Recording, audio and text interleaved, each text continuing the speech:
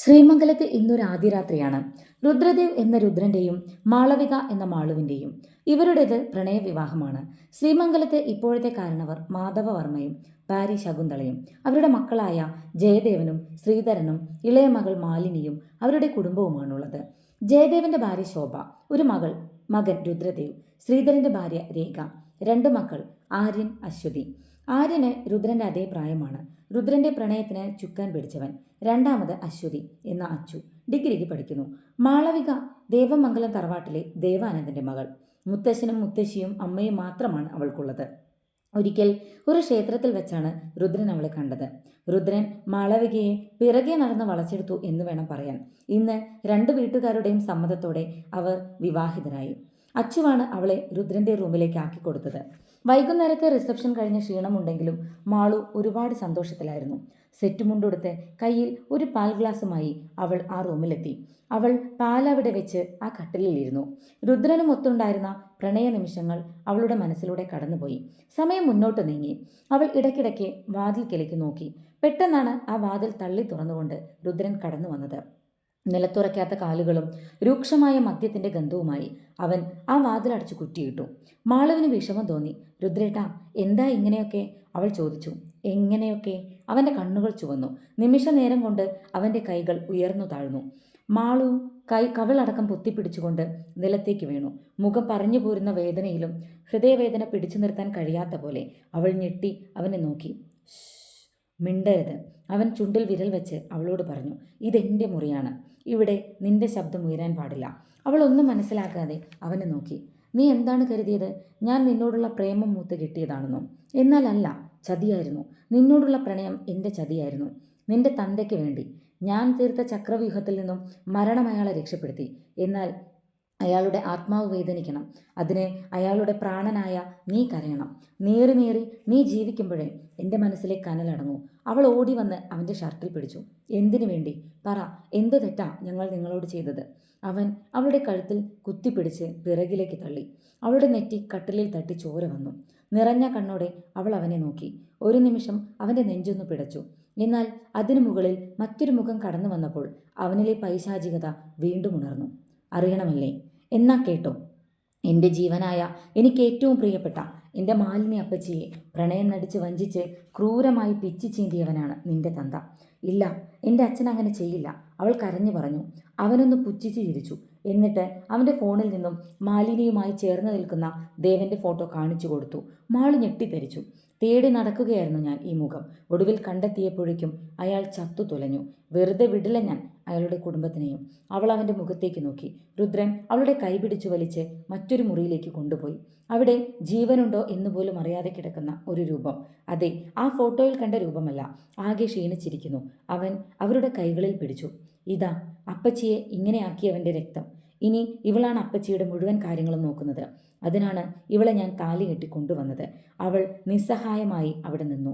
തിരിച്ച് റൂമിലേക്ക് എത്തിയ രുദ്രൻ അവളെ സോഫയിലേക്ക് പിടിച്ചു തള്ളി. ഇവിടെയാണ് ഇനി നിന്റെ സ്ഥാനം.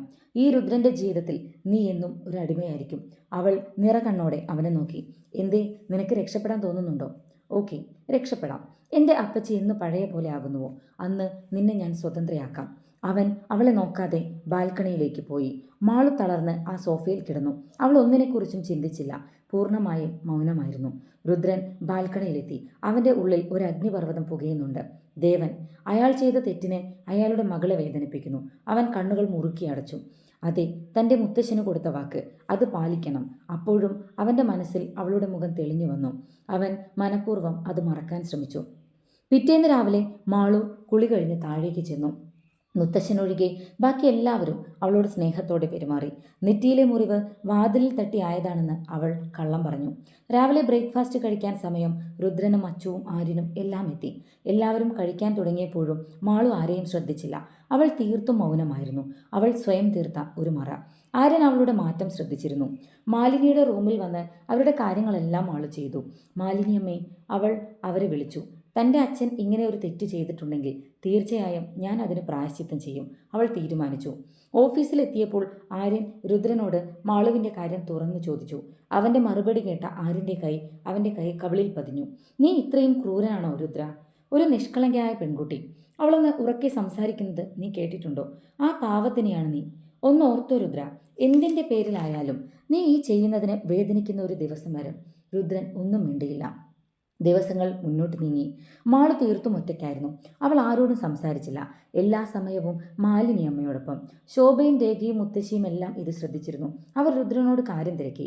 അവൻ്റെ ഒഴിഞ്ഞുമാറ്റം എന്തൊക്കെയോ പ്രശ്നങ്ങളുണ്ടെന്ന് അവർക്ക് ബോധ്യപ്പെടുത്തി.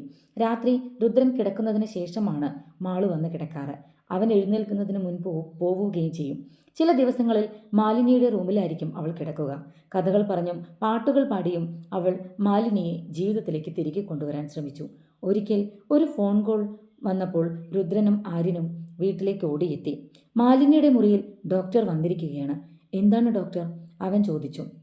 സന്തോഷിക്കേണ്ട കാര്യമാണ്. മാലിനിയുടെ കൈകാലുകൾ അനങ്ങുന്നുണ്ട്. മാത്രമല്ല അവർ കൂടുതൽ കോൺഷ്യസ് ആയിരിക്കുന്നു. അവൻ ഞെട്ടി അവരെ നോക്കി. എന്തായാലും മാലിനിയെ ഇപ്പോൾ നോക്കുന്നത് ഈ കുട്ടിയാണെന്നല്ലേ പറഞ്ഞത്? അതെ, ശോഭ പറഞ്ഞു. ആ കുട്ടിയോടാണ് നന്ദി പറയേണ്ടത്. എത്രയും വേഗം തന്നെ മാലിനി ജീവിതത്തിലേക്ക് തിരിച്ചെത്തും. അവർ യാത്ര പറഞ്ഞു പോയി. രുദ്രന്റെ കണ്ണുകൾ മാളുവിലേക്ക് നീണ്ടു. തീർത്തും നിർവികാരതയോടെ, ചുറ്റുമുള്ളവരെ ആരെയും ശ്രദ്ധിക്കാതെ മാലിനിയെ മാത്രം നോക്കി നിൽക്കുകയാണവൾ. നന്നേ ക്ഷീണിച്ചിട്ടുണ്ട്. ആര്യൻ രുദ്രന്റെ മുഖത്തേക്ക് നോക്കി. എന്നിട്ട് പറഞ്ഞു, അവൾ ചെയ്യുന്നത് ഒരു പ്രായശ്ചിത്തമാകാം. ഒപ്പം നിന്നിൽ നിന്നുമുള്ള മോചനത്തിനായുള്ള ഒരു ശ്രമവും. രുദ്രൻ ഞെട്ടി. അതെ, അവൾ സ്വതന്ത്രയാവാൻ ആഗ്രഹിക്കുന്നു. അവൻ അസ്വസ്ഥതയോടെ മുറിയിലേക്ക് വന്നു. അന്ന് രാത്രി അവൻ ഉറങ്ങാതെ മാളുവിനെ കാത്തിരുന്നു. അവൾ മുറിയിലെത്തി കിടക്കാൻ തുടങ്ങുമ്പോൾ രുദ്രൻ അവളെ വിളിച്ചു. മാളു, താങ്ക്സ്. എന്നാൽ ഒരിക്കൽ പോലും അവൾ അവൻ്റെ മുഖത്തേക്ക് നോക്കിയില്ല. അന്ന് ആദ്യമായി അവൻ ചെയ്ത തെറ്റിനെ ഓർത്ത് വേദനിച്ചു. 3 മാസങ്ങൾക്ക് ശേഷമുള്ള ഒരു പകൽ. മാളു. മാലിനിയുടെ വിളി കേട്ട് മാളു ഞെട്ടി. അവർക്കടുത്തേക്ക് ചെന്നു. കുട്ടി, അവർ അവളെ വിളിച്ചു. അവൾ അവരെ കെട്ടിപ്പിടിച്ച് കരഞ്ഞു.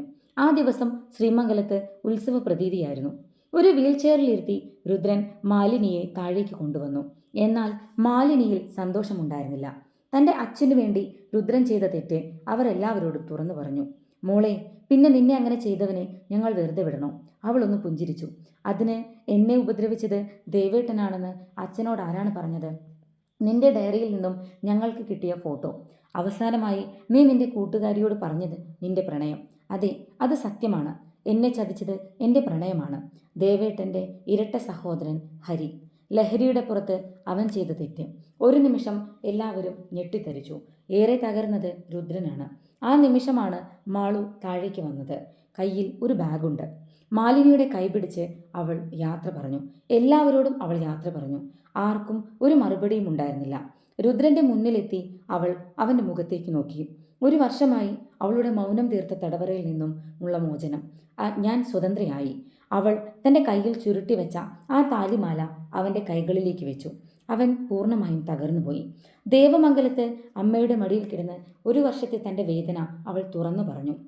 ഒരു നിമിഷത്തേക്കെങ്കിലും തൻ്റെ അച്ഛനെ തെറ്റിദ്ധരിച്ചതിൽ അവൾ മാപ്പപേക്ഷിച്ചു. രാത്രി തൻ്റെ റൂമിൻ്റെ ബാൽക്കണിയിലിരുന്ന് കഴിഞ്ഞ ഭൂതകാലത്തിൻ്റെ വേദനയിൽ ഉരുകുകയാണ് മാളു. ആ സമയമാണ് ഒരു വിളി കേട്ടത്. മാളു. അവൾ ഞെട്ടിത്തിരിഞ്ഞു. ബാൽക്കണിയിൽ തനിക്കരികിൽ നിൽക്കുന്ന രുദ്രൻ. നിങ്ങളെന്താണ് ഇവിടെ? അവളുടെ വാക്കുകളിൽ സ്നേഹമുണ്ടായിരുന്നില്ല. പൊറുക്കാൻ കഴിയോ നിനക്കെന്നോട്? അവൻ ചോദിച്ചു.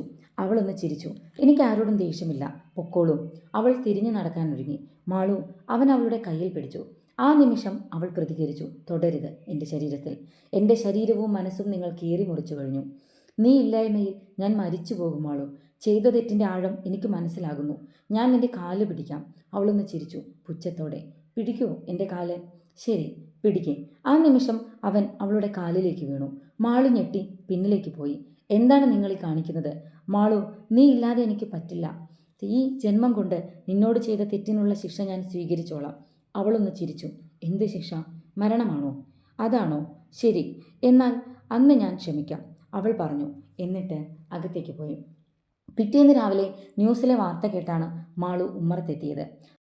പ്രശസ്ത ബിസിനസ്മാൻ രുദ്രദേവ് സഞ്ചരിച്ച കാറാണ് അപകടത്തിൽപ്പെട്ടത്.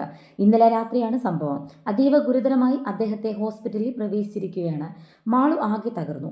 ഇന്നലെ താൻ പറഞ്ഞ വാക്ക്, അതെ, അവനെ വേദനിപ്പിക്കാൻ വേണ്ടി പറഞ്ഞതാണ്. തന്നോട് ചെയ്ത തെറ്റിനുള്ള ശിക്ഷ. പക്ഷേ ഇങ്ങനെയൊന്ന് മനഃപൂർവ്വം ചെയ്തതാണോ? ആ ഒരാളുടെ മരണം താൻ ആഗ്രഹിക്കൂ? അവൾ തളർച്ചയോടെ അവിടെ ഇരുന്നു. ഹോസ്പിറ്റലിൽ മേജർ സർജറി നടന്നുകൊണ്ടിരിക്കുന്നു. ശ്രീമംഗലത്തുള്ള മുഴുവൻ ആളുകളും അവിടെ കരഞ്ഞു തളർന്നിരിക്കുകയാണ്. ആ സമയമാണ് മാളു അങ്ങോട്ട് വന്നത്. പാറി പറന്ന മുടിയും തളർന്ന ശരീരവുമായി അവൾ മാലിനിയുടെ അടുത്തെത്തി. എന്നെ ഇങ്ങനെ വേദനിപ്പിക്കാൻ എന്തു തെറ്റാമ്മേ ഞാൻ ചെയ്തേ? അവൾ പൊട്ടിക്കരഞ്ഞു. കുറച്ചു കഴിഞ്ഞപ്പോൾ ഡോക്ടർ പുറത്തേക്ക് വന്നു. ഈശ്വരൻ തുണച്ചു. അപകടനില തരണം ചെയ്തിട്ടുണ്ട്. അവിടെയുള്ളവർക്ക് ജീവൻ തിരിച്ചു കിട്ടിയ പോലെയായിരുന്നു. ഒരാൾ കയറി കണ്ടോളൂ. മാളു അകത്തേക്ക് കയറി. തന്നോട് ചെയ്ത തെറ്റിന് സ്വയം ഏറ്റുവാങ്ങിയ ശിക്ഷ അവൾ അവൻ്റെ കൈകളിൽ പിടിച്ചു. അവൻ പതിയെ കണ്ണുകൾ തുറന്നു. മാപ്പ്, അവൻ പറഞ്ഞു. അവൾ അവൻ്റെ കൈകളിലേക്ക് മുഖം ചേർത്തു. കുറച്ച് ദിവസങ്ങൾക്ക് ശേഷം ശ്രീമംഗലത്തിൻ്റെ മുറ്റത്ത് ഒരു കാർ വന്നു നിന്നു.